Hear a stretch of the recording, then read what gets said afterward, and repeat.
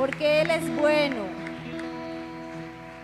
porque es incomparable. Con todo gozo al Señor, como una oración delante de su presencia, entonemos en esta mañana.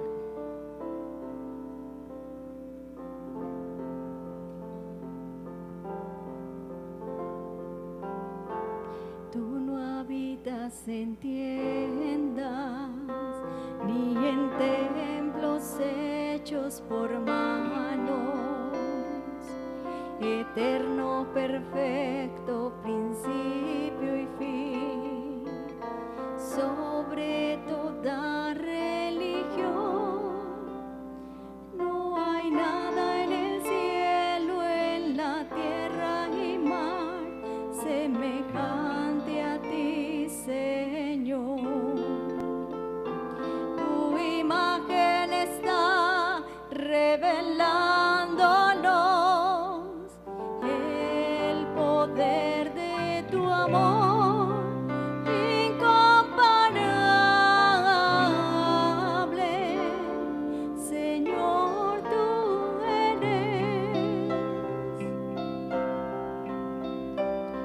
Tu voz resuena con gran poder, las nubes son el polvo de tus pies, incomparable.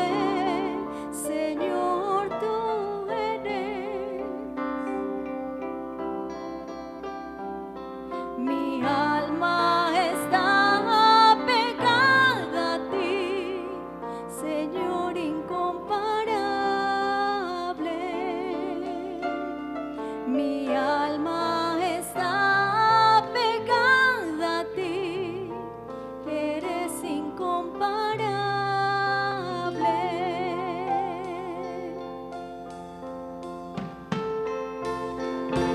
Tú no habitas en tiendas, ni en templos hechos por manos, eterno, perfecto, principio y fin, sobre toda religión.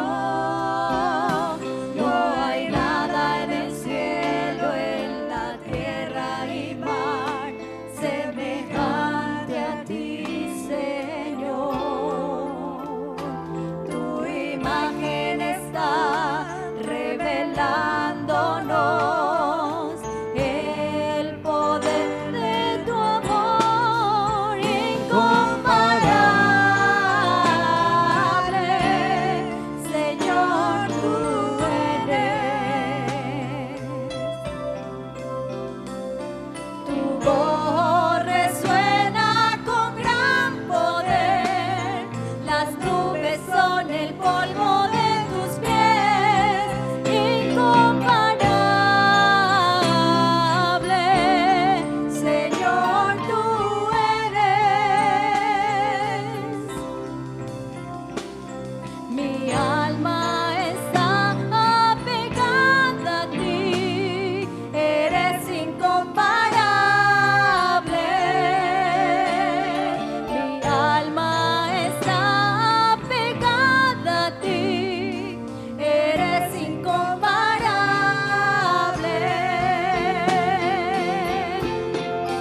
Incomparable, Señor, tú eres. Dígale a Él con todo su corazón.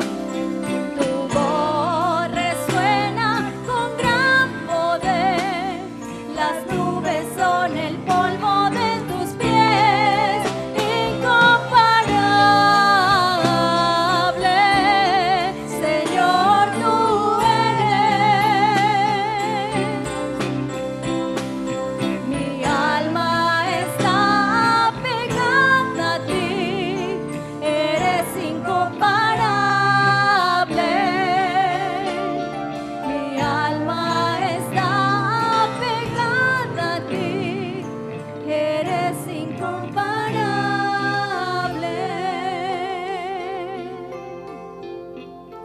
En ti, Señor, estamos seguros. No hay quien se compare, Señor, a ti, a tu amor, a tu poder, a tu misericordia. Gracias, Dios, porque tú eres un Padre bueno, Señor, un Padre que da buenas dádivas a tus hijos, Señor.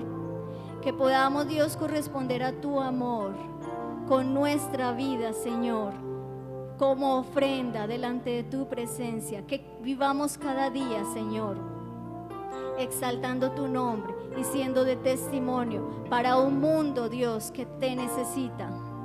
A ti, Dios, sea toda la gloria, toda la honra y todo el honor, ahora y siempre, en el nombre de nuestro Señor Jesús. Amén y amén. Que el Señor les bendiga, hermanos. Capítulo 11 de Apocalipsis. Ya lo leímos al comienzo, y este es uno de esos capítulos que parece ser más complejo que los demás que hemos considerado, aunque todo el libro del Apocalipsis parece ser complejo. Pero vamos a ver qué es lo que el apóstol Juan nos trata de decir aquí hoy como iglesia, de acuerdo a lo que en su momento habló a la iglesia de su tiempo.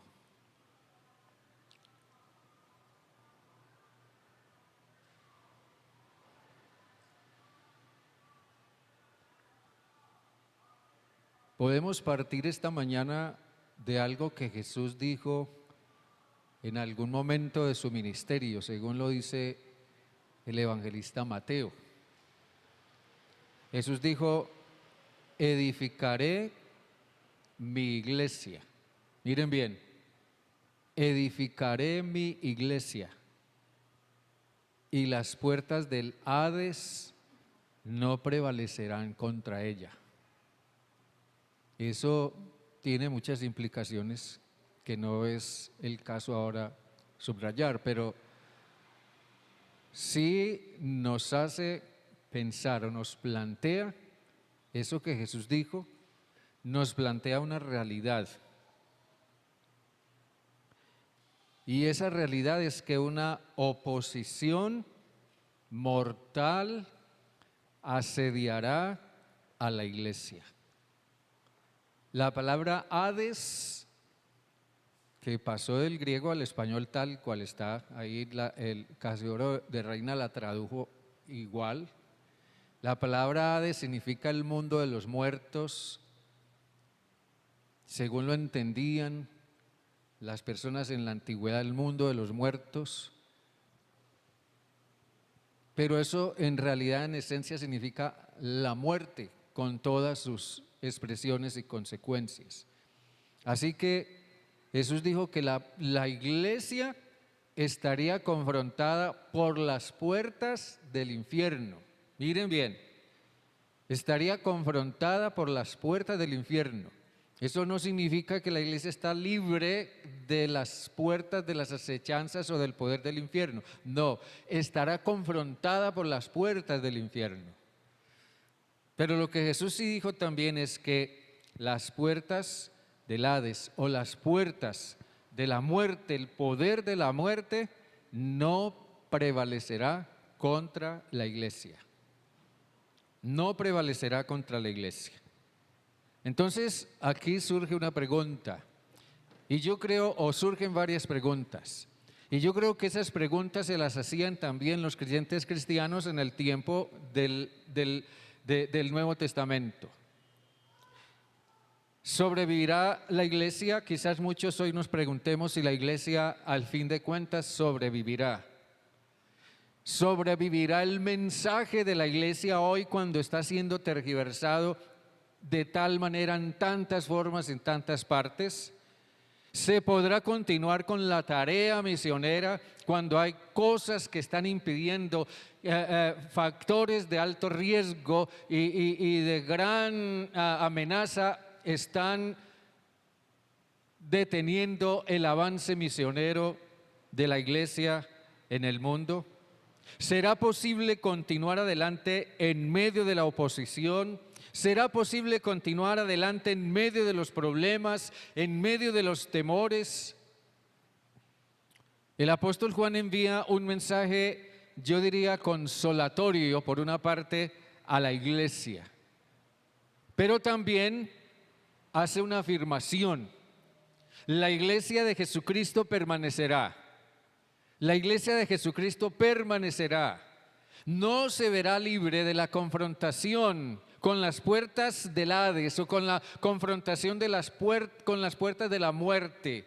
Pero la iglesia de Jesucristo permanecerá y permanecerá mientras esté en el cumplimiento de su misión. Si la iglesia deja de cumplir su misión, si abandona su misión, si se retrae de su misión, entonces ahí sí estamos en problemas. Pero la iglesia permanecerá en la medida en que continúe en el cumplimiento de su misión. Así que la iglesia de Jesucristo permanecerá. Y eso será posible, primero, porque está guardada con el poder de Dios. La iglesia está guardada con el poder de Dios. Nosotros tenemos que dar muchas gracias hoy día en Colombia, porque existe una ley de libertad religiosa que en mucho protege y resguarda a la iglesia, pero en otras partes del mundo no pasa igual con la iglesia.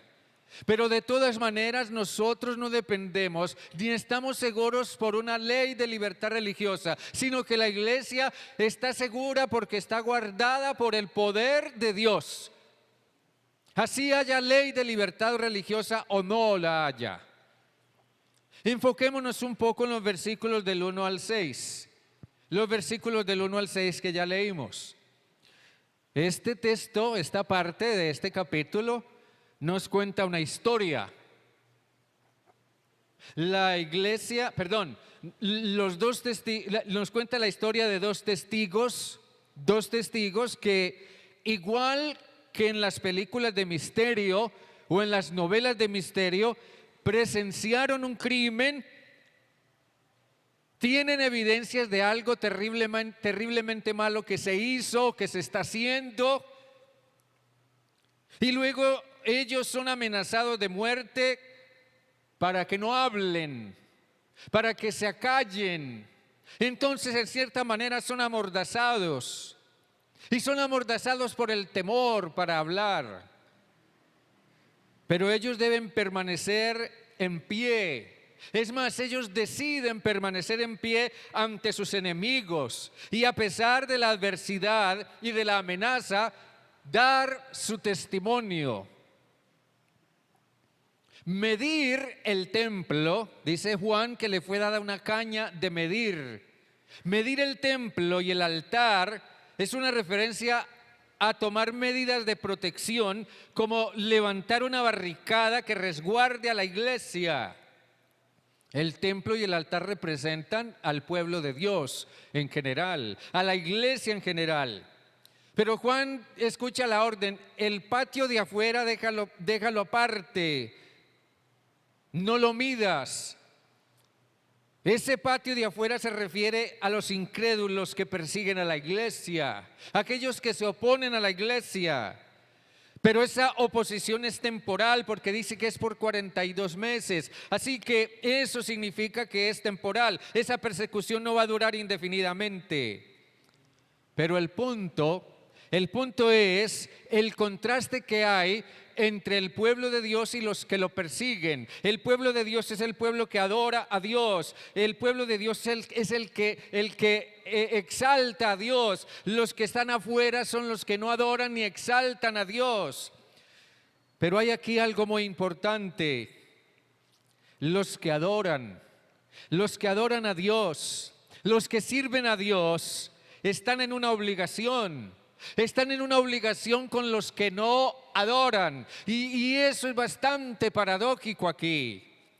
Aunque estos últimos los persigan, los asesinen, aunque los torturen, aunque los encarcelen, aunque busquen y tomen medidas para acallarlos y silenciarlos, el deber de los que adoran es mantener ante ellos su testimonio. El deber de ellos es mostrarles con su vida y con su actitud el amor de Cristo. El deber de ellos es continuar llamándolos al arrepentimiento.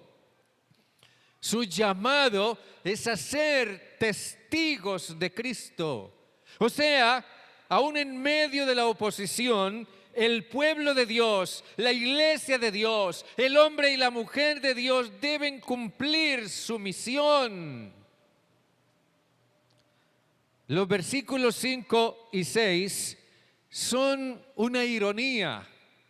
Allí dicen los versículos 5 y 6, si alguno quiere dañarlos, sale fuego de la boca de ellos y devora a sus enemigos. Si alguno quiere hacerles daño, debe morir de la misma manera. Estos tienen poder para cerrar el cielo a fin de que no llueva en los días de su profecía, y tienen poder sobre las aguas para convertirlas en sangre y para herir la tierra con toda plaga cuantas veces quieran. Obviamente eso no es literal, pero sí es una ironía. Los creyentes cristianos del tiempo del Nuevo Testamento, al menos los creyentes cristianos en Roma, la capital del Imperio Romano en ese entonces, fueron acusados de producir el gran incendio que quemó la mayor parte de la ciudad de Roma, cuando en realidad el culpable fue el emperador Nerón. Los creyentes cristianos eran calumniados con la idea de que no llovía ni había cosechas y las que había se echaban a perder, porque los cristianos eran ateos y no invocaban a los dioses romanos. Los creyentes cristianos eran calumniados con la idea de que sobrevenían plagas una tras otra porque los cristianos negaban a los dioses paganos. Pero la ironía de Juan está en que nadie podía explicar cómo aquellos que negaban a los dioses romanos hubieran dado su vida por un Dios que supuestamente para ellos no existía, y habían terminado crucificados, quemados y martirizados en los coliseos romanos.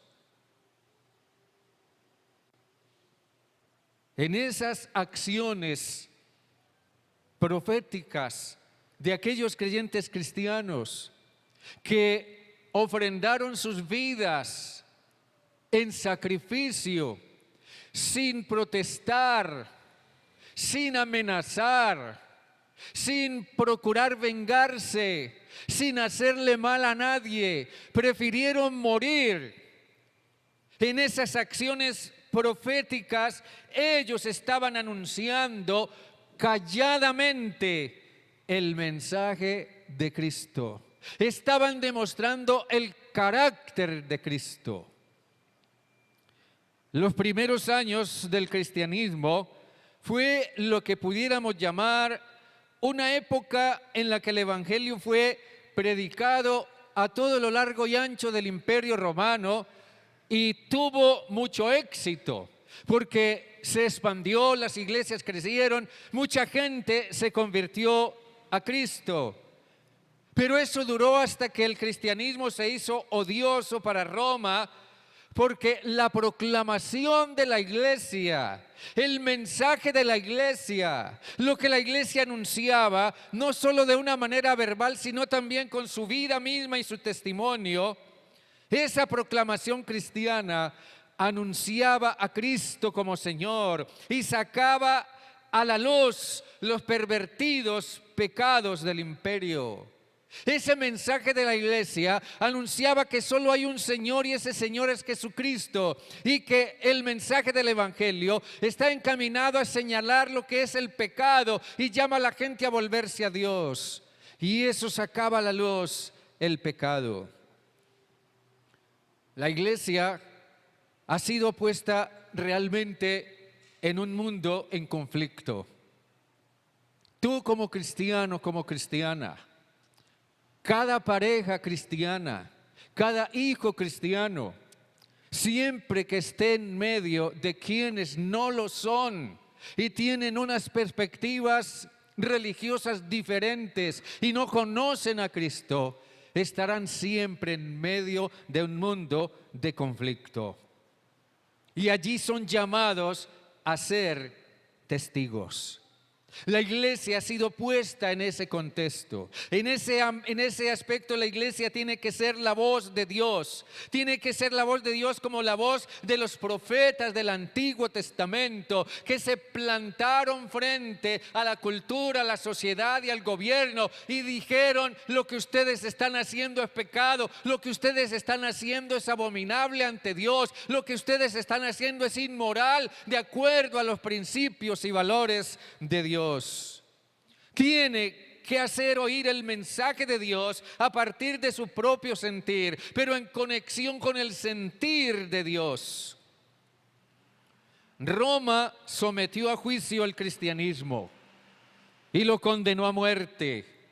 Su propósito era hacerlo desaparecer, porque el cristianismo no le convenía. Pero estos dos testigos mantuvieron su posición, mantuvieron su firmeza y no transigieron con lo que la cultura y el imperio les exigían. Entonces, a la luz de eso, hay dos cosas que jamás podrán ser vencidas ni destruidas: la iglesia y el mensaje que predica. La iglesia y el testimonio de la iglesia. Eso jamás podrá ser vencido, porque eso jamás podrá ser refutado, jamás podrá ser negado. Podrán atacarnos, podrán criticarnos, podrán burlarse, podrán tratar de ridiculizar lo que creemos, pero nadie podrá negar lo que Cristo ha hecho en tu vida cuando te ha transformado en una persona completamente nueva.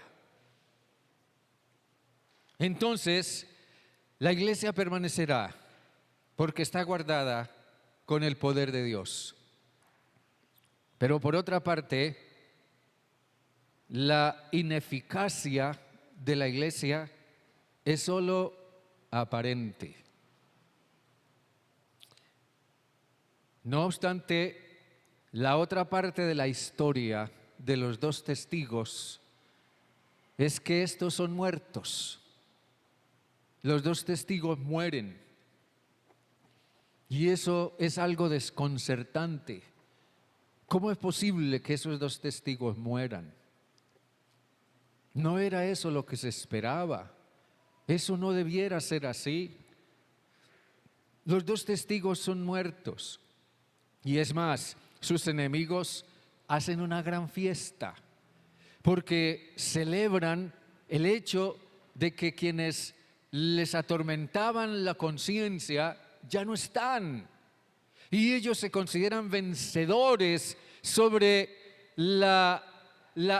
sobre el mensaje de aquellos testigos que murieron. Pero dice la historia que después de un tiempo reviven, demostrando que la última palabra no la tienen sus enemigos, sino Dios. Con todo, después de ese avance prometedor y eficaz de la iglesia en su crecimiento, Roma, en cabeza de su gobierno, su emperador y su senado, y los ciudadanos en general de Roma y del imperio, aparecen aquí como la bestia. Dice Juan, la bestia que actúa de manera cruel, brutal e irracional. Y dice Juan, sus orígenes se remontan al abismo. El abismo es el mundo de los espíritus diabólicos. Y así que eso significa que la religión y la política de Roma demostraban su verdadero origen. Roma era un imperio inhumano. Era un imperio sin ningún respeto a nada. Era un imperio que buscaba destruir y destruir para imponer su poder y su religión. Era un imperio insensible al sufrimiento y sobre todo era insensible al llamado de Dios al arrepentimiento. Con razón, Juan utilizó la figura de la bestia. Solo un gobernante que es inhumano, que no le duele lo que le duele a su país o no le preocupa la pérdida que están teniendo los ciudadanos de su país o las personas sobre las cuales se supone que él debe gobernar bien, es una bestia.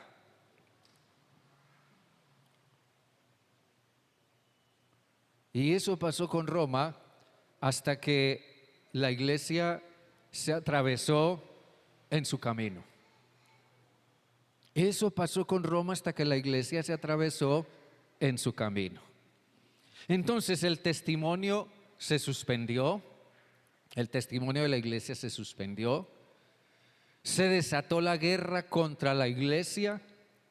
En el año 68 después de Cristo, el emperador Nerón firmó un edicto mediante el cual ordenaba que se extendiera la persecución contra la iglesia hacia todos los lugares del imperio con el propósito específico de destruir el cristianismo.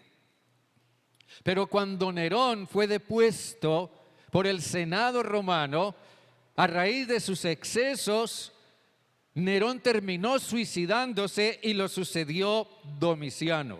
Pero el edicto continuó vigente. Así que Domiciano apeló a ese edicto que Nerón había firmado y lo usó para comenzar una campaña de restauración. Según Domiciano, él buscaba restaurar las antiguas tradiciones paganas de Roma, porque él sentía que el cristianismo había comenzado a hacer estragos en la religión romana. Así que el principal obstáculo que Domiciano encontró fue la iglesia. Él encontró en el cristianismo una grande y férrea oposición a las tradiciones religiosas de Roma. Es curioso que a través de la historia las políticas contra el avance de la iglesia han sido siempre iguales y siempre con el mismo objetivo. Y creo que eso tiene una explicación. No importa cuál sea la época, no importa si fue en el tiempo del faraón egipcio o si fue en el tiempo del rey asirio o si fue en el tiempo del imperio romano o si fue en el tiempo de la Edad Media o en el tiempo del nazismo, no importa cuándo haya sido, la iglesia siempre ha sido en alguna manera tenida como objetivo por causa de lo que la iglesia es o lo que el pueblo de Dios es. ¿Y saben por qué? Porque la iglesia y su mensaje son un problema. La iglesia y su mensaje son un problema. La iglesia y su mensaje es un problema para los que abusan del poder. La iglesia y su mensaje es un problema para los que no valoran la vida. La iglesia y su mensaje son un problema para los que pretenden imponer otros criterios morales. La iglesia y su mensaje son un problema para los que explotan y engañan laboralmente y no pagan los salarios justos. La iglesia y su mensaje son un problema para los que masacran a la población o los desaparecen. La iglesia y su mensaje es un problema para los idólatras y adoradores de falsos dioses. La iglesia y su mensaje es un problema para los que buscan justificarse a sí mismos delante de Dios. Hubo un momento en que Roma pensó que lograba su objetivo. Pensó que con el asesinato de cientos, miles de cristianos que terminaron siendo esclavos o terminaron siendo masacrados por las tropas romanas o por los gobernantes romanos en diferentes lugares, o terminaron siendo presa de las fieras en los coliseos romanos. Siempre que miro alguna foto de lo que hoy son en cierta forma las ruinas del Coliseo, del gran Coliseo romano en Roma, a donde tanta gente va, y tal vez si algún día usted o yo vamos y tal vez vamos a visitar ese lugar como turistas. Pero ¿cuántos creyentes en Cristo como nosotros murieron por su fe allí, en ese lugar, que hoy se levanta como un monumento a la historia y a la tradición de Roma?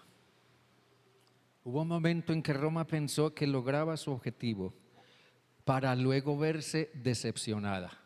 Primero, porque el Imperio Romano a la postre se vino abajo por la influencia espiritual y moral del cristianismo, por la persistencia de la Iglesia en mantener su mensaje y sus valores. Y en segundo lugar, la Iglesia permaneció. Mientras el Imperio Romano se vino abajo y desapareció, la Iglesia permaneció y se reavivó. A veces los esfuerzos de la Iglesia parecen infructuosos. Tal vez a nosotros nos preocupe hoy, y a veces escucho muchos que se preguntan, bueno, y en medio de todo esto que está pasando, ¿dónde está la Iglesia? Creo que esa es una buena pregunta. Pero a veces los esfuerzos de la Iglesia parecen infructuosos. Pareciera que la Iglesia no está haciendo nada, pareciera que la Iglesia no está siendo de grande influencia, pareciera que la Iglesia no está trayendo los cambios que debiera hacer. Sí, seguramente en alguna manera eso es así.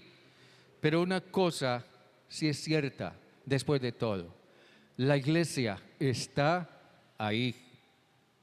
Y saben, hermanos, cuando la Iglesia es fiel a Dios, la Iglesia será usada de maneras que nosotros no imaginamos. ¿Y saben por qué? Porque en la Iglesia está el Espíritu de vida. Nosotros no debemos olvidar eso. En los versículos 11 al 13 dice: pero después de 3 días y medio, después de 3 días y medio, el Espíritu de vida enviado por Dios entró en ellos.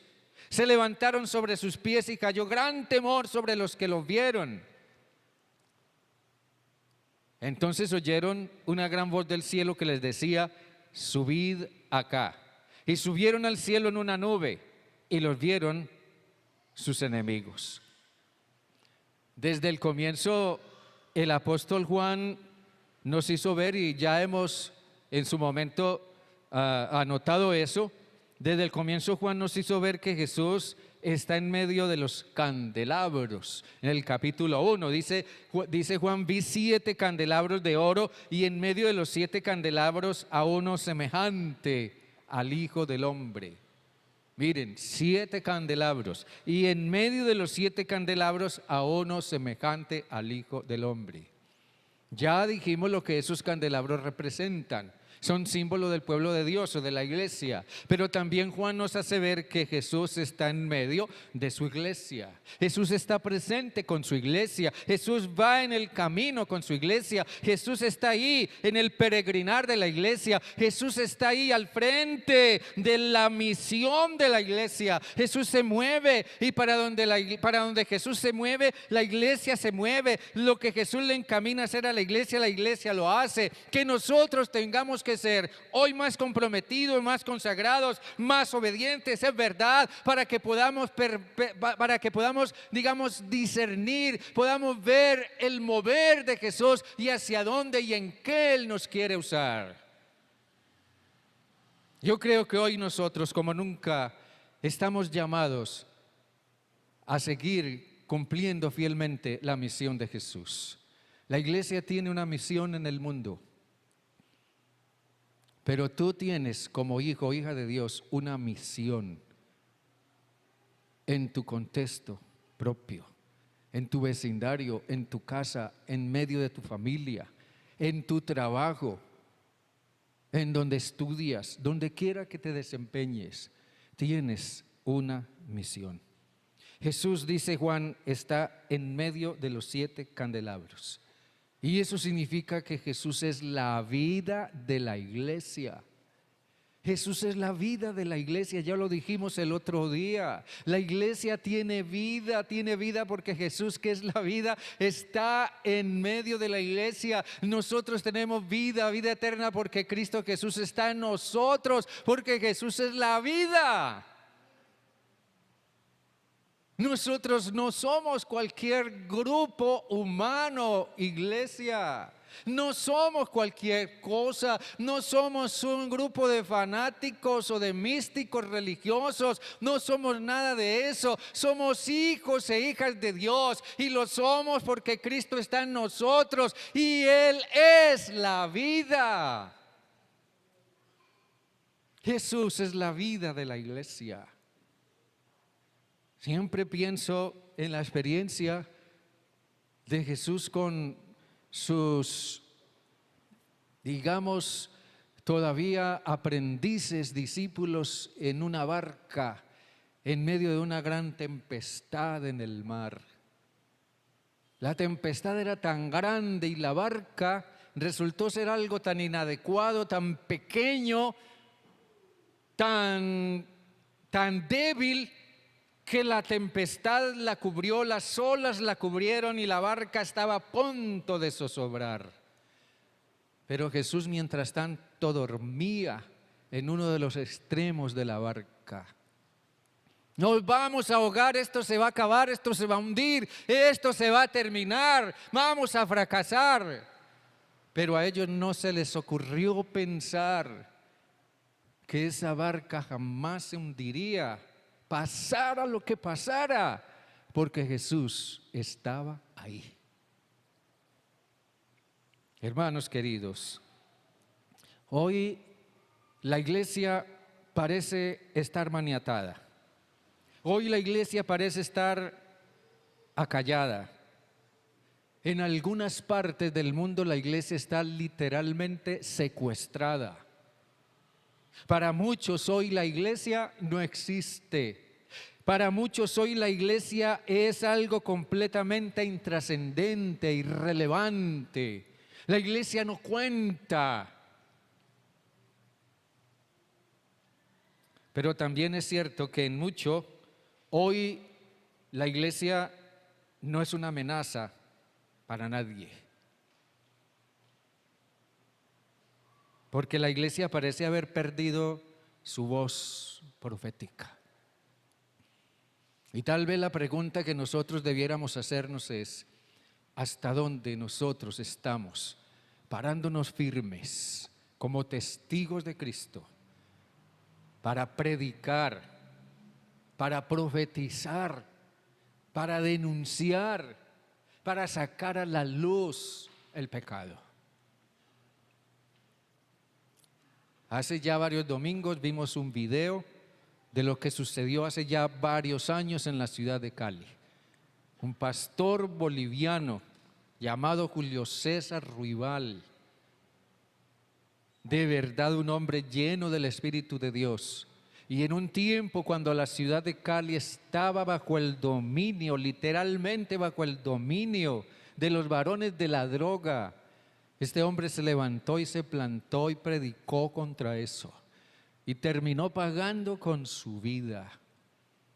Pero Dios obró y esa situación cambió, porque ese imperio se vino abajo. Hermanos, la pregunta es: ¿hemos perdido hoy nuestra voz profética como iglesia? ¿Has perdido tú tu voz profética como testigo de Cristo en tu hogar, en medio de tu familia, en tu trabajo, en tu comunidad?